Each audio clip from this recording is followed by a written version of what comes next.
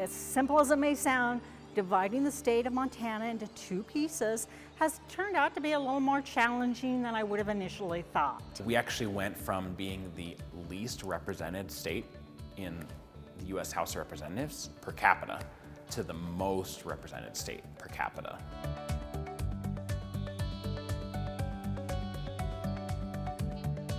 So there are lots of ways to participate. Look at these maps. You can look at them interactively on the state redistricting website, mtredistricting.gov, and you can hone in on where the lines occur down to the street.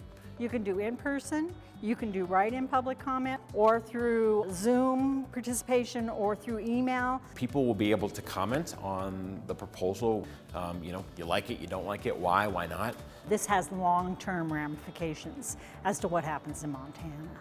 It affects you.